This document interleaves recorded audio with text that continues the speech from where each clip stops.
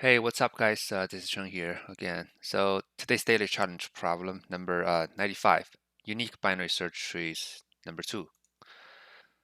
Okay, so you're given like integer n, return all the unique binary search trees, right? Which it has exactly n nodes for of unique value from 1 to n. Return the answer by any order, right? So this is another tree problem, and so for example, we have n is equal to 3 here, right? So we have what? We have 1, 2, 3, 4, 5. We have 5 unique binary search tree, right? So a binary search tree is a tree that all the left nodes is smaller than the root, and all the right nodes, right nodes, right tree subtree nodes are greater than the root, right? Yeah. So I mean, to solve the tree problem, we always use DFS, right? And for this one, this is another uh type of tree problem. Instead of given like a fixed tree, it asks us to build some unique trees, all the unique trees, right? So for this one, you just remember like template, we should always do something like this. So we're going to be a left trees, right, equals to DFS of something, and then we have right trees, right, equals to DFS of something, and then we're going to do a nested for loop. It's going to be a for left in left, right, and then we have a for right in right, okay, and then we have a root, right? So for each root, we have a root dot left equals to this L equals root dot right equals to this right, right? So that's the basic idea of building all the unique trees, right? Because uh, we'll always use this kind of like structure to build all the unique trees because let's say, and since we're using a DFS, right? So let's say we have a left tree is going to be like 3 uh possible left trees, and then we have 2 possible right trees, right? Obviously, we need to try all the combinations so that we can get all the possible trees, right? So that's why we have a nested for loop here to try to combine each of them once, right? And so for this one, we if we want to use this one, and how should we divide, right? How should we do the recursion? So we want to build a binary search tree, right? So which means that for example, we have 1, 2, 3, 4. Where's 4? 5, 6, 7, 8. Right. So for example, let's say we use this 5 as a root, right? So 5 is a root, and we have left trees, and then we have right subtrees, right? So for this one, the left subtrees will be this 1, 2, 3, and 4, right? So the right subtree will be 6, 7, and 8, right? So, and this one is going to be a recursion, right? Basically, we pick one number from any of them, right? And then we recursively split the remaining part into left and right, right? Because in this case, since let's say assuming at the beginning the list is sorted, right? So it doesn't really matter which one we pick. We can guarantee that all the numbers or all the nodes on the left of the current one of the root is smaller than the current one, and all the nodes on the right side is greater than it. So here we do the same thing, right?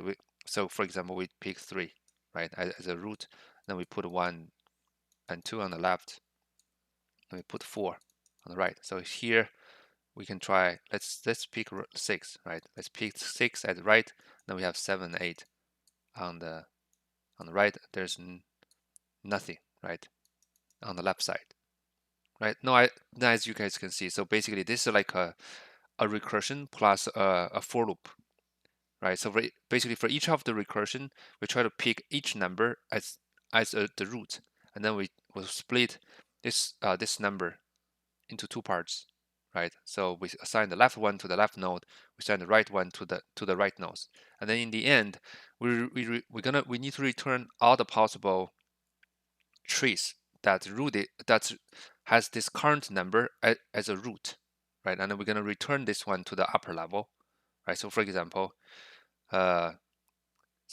have 5. Let's say this is the left, right, and this is right. Okay, right.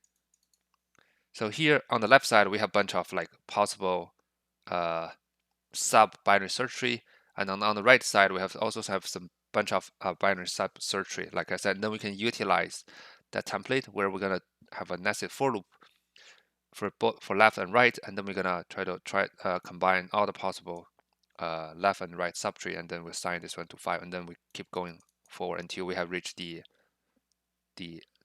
very first level. Okay, so that's the basic idea. Okay, let's then start coding. Right, we're in the DFS, and then we have a numbers, right? In this case, our input is going to be the remaining numbers, right? That we want to build. We want to build for so that's why the numbers going to be a list of range of 1 to, at the beginning is n plus 1, right? And then we return the DFS of numbers. Okay, because at the beginning we have all the numbers we're trying to build, and here we have the answer. It's going to be the empty, and we try to loop. Basically, we try to pick each number as a root, right? It's going to be a length of numbers. Okay, and then we have a left trees, right? Left tree is going to be a DFS of what? And then we split this one into 2 parts, right? So remember, the left part will be nums of this I, right? And the right parts will be the numbers of I plus 1, right? Because we decide to use the i's number as a root, right? And then after having this left and the right trees, we do a like nested for loop, right? In left trees, and then for right are in the right trees, right? So we have current. Let's call it root. I think root is better. The root is going to be the current node, right? The nums of I. And then we have the root dot left equals to L, root dot right equals to right. So keep in mind that you cannot move this one out because we need a separate tree for each of the each of the nested for loop. That's why we need to create a new root node for each of the possible combination. Okay. So after this one, we have that what we need to append this root to the answer, right? Because that's one of the this is one of the possible ways to build a binary search tree given like these numbers, right? And in the end, we return the answer, right? And how about the base case, right? So the base case is like this. So basically, if not nums, if there's no numbers here, we return none, right? So where the like for example, if we have 6, 7, 8, right? So for example, if we pick 6, as the as a root, right? Then 6 is the root, and then we have 7 and 8 on the right side, and here we have none, right? Right. So how can we get none? Right? Because in that case, this one will be empty, right? That's the base case, and we cannot return none. Why is that? Because the return type for this DFS is a list. That's how we can do a loop here. So we need to put this none into a array here, right? And that's it. I think that's pretty much it is, right? So if I run it, so this should work. Yeah. Okay. Yeah, cool. There you go, right?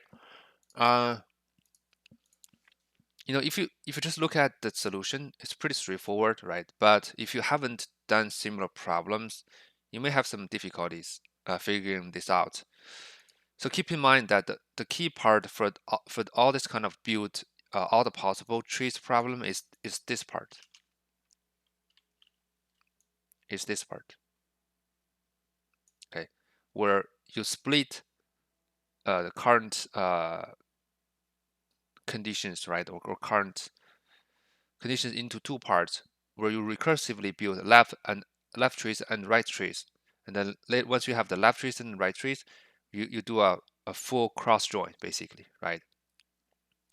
And then for each of the possible combinations, you create a new subtree. You create a new tree, uh, respectively, right? And then you assign this one to the current answer, right?